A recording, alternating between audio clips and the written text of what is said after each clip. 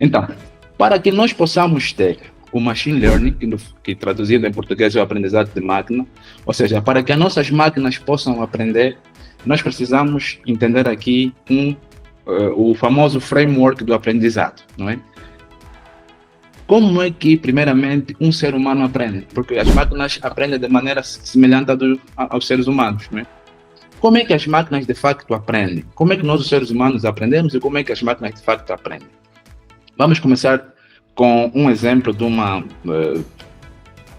por exemplo, nós, né, imagine que estejamos numa ilha isolada, acabamos de chegar numa ilha isolada. Nunca provamos a manga, vamos assim dizer, não é? Chegamos nessa ilha e encontramos, não é, uma cesta de mangas, em que tem mangas verdes e maduras, e nos é, não é, solicitado que não é, começamos a testar essas mangas e informemos então aos nativos quais mangas são maduras e quais são verdes. Esse é um exemplo clássico. Inicialmente, nós não conseguimos saber. Acabamos de chegar e nunca tivemos contato com a manga, certo? Como é que nós poderemos então aprender? Quais mangas são maduras e quais não? É através da experiência. Ok? Então, nós não podemos ter machine learning sem experiência. E quando digo experiência, quero dizer dados. Essa é a base de todos. Sem dados não há inteligência artificial. Posso assim dizer diretamente. Por quê?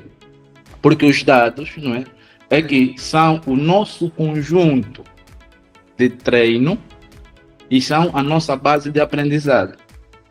Então, quando nós falamos de uma atividade de aprendizagem, nós precisamos primeiro, tal como nós vimos, como nós aprendemos em estatísticas, precisamos primeiro de uma população, que é o nosso domínio, ou seja, sobre o que vai incidir o aprendizado. O nosso aprendizado vai incidir aqui nesse nosso exemplo a população das mangas, ou o conjunto de mangas. É sobre esse conjunto de mangas que vai incidir o nosso aprendizado. Ok. Uma vez que nós temos então o nosso conjunto, não é, de dados, precisamos definir aqui, dentro desse conjunto de dados, a nossa amostra. Não é? Essa nossa amostra é que vai ser então o nosso conjunto de dados de treinamento. E esse conjunto de dados de treinamento precisa ter também o conjunto de dados de rótulos, que são nossos labels, não é? Ou seja, nós temos já um conjunto de mangas que já foram provadas, testadas e, consequentemente, já foram classificadas como maduras ou verdes.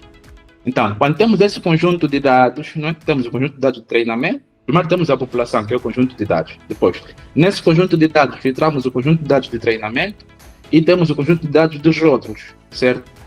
Ok. Uma vez que eu já tenho isso, eu devo determinar o conjunto de características, não é? Que eu julgo ser mais relevantes dentro dessa amostra, para poder então começar a estudá-los, ok? Ao contrário do que nós vemos em matemática, quando nos é dado uma função, não é? Em que nós queremos, por exemplo, uma equação em que nós queremos descobrir o valor da incógnita, não é? Em machine learning é o contrário. Nós temos o valor daquilo que seria então a nossa incógnita. Não temos os valores dos coeficientes, por exemplo, para as atividades de regressão linear e de classificação, não é? Nós não temos os valores das incógnitas. Ou seja, nós temos o valor das incógnitas, não temos os valores dos coeficientes. Desculpem, que é isso? Então, muitas das vezes, nós precisamos determinar qual vai ser a natureza das nossas funções. Ou seja, o que nós fazemos essencialmente em machine learning é isso. É tentar aproximar uma função matemática, ok? Isso é para os métodos de machine learning mais clássicos. Tentar aproximar uma função matemática, ok? A uma função que nós sabemos que existe, mas desconhecemos. Mas nós queremos aproximá-la tanto, o mais próximo possível. Então, nós precisamos definir então ali a nossa classe de hipóteses, não é? Ou seja, se eu tenho um conjunto de mangas com certas características, qual seria uma função matemática apropriada que eu utilizaria para poder me dar um resultado, não é? Ou seja, poder classificar, por exemplo, as mangas como maduras ou verdes, ok? Então, nós teremos que definir ali uma função. E ali depende muito, não é, da criatividade do próprio cientista de dados, não é? Na maior parte das vezes, a maior parte dos algoritmos que nós utilizamos já foram feitos. Mas se tivéssemos que começar do zero, então nós teríamos que também ter essa criatividade de arriscar. Por exemplo, deverei eu utilizar uma função quadrática para poder determinar se uma manga é madura ou verde? Poderei utilizar, em vez de uma função quadrática, uma função linear? Poderia utilizar uma função logarítmica, uma exponencial, ok? Porque essencialmente o que há por trás do machine learning é isso, é matemática, estatística, probabilidade, ok? Então nós precisamos determinar isso, que é o nosso conjunto de hipóteses, ok? Então, com o nosso conjunto de hipóteses, nós podemos então começar o nosso treinamento.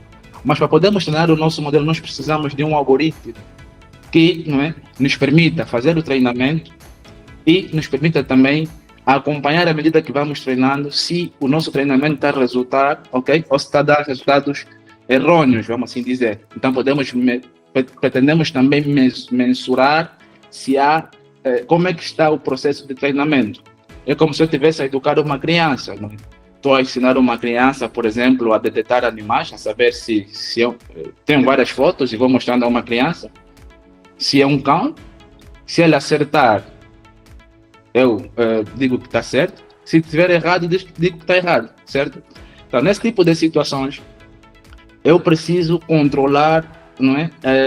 Para avaliar de modo geral se o estudante, se a criança está aprendendo ou não, acompanhar todas as tentativas que ela fez e, não é, tendo como base todas as tentativas que ele fez, se foi errado ou verdadeiro, com base no que é verdadeiro. Ou seja, tenho as imagens dos animais, sei quais são, e à medida que ele vai errando, eu vou totalizando, que nós chamamos daqui do erro empírico, não é? Não sei se estão familiarizados com isso. Então, quando eu pego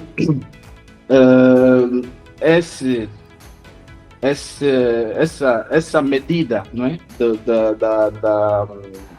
Da precisão, do acerto, da nossa função que estamos a aproximar versus a função original, nós conseguimos saber se o nosso aprendizado está a ser direcionado para o bom caminho ou não, se posso assim dizer, ok? Então, nós ali podemos construir o que nós chamamos do nosso framework de aprendizado.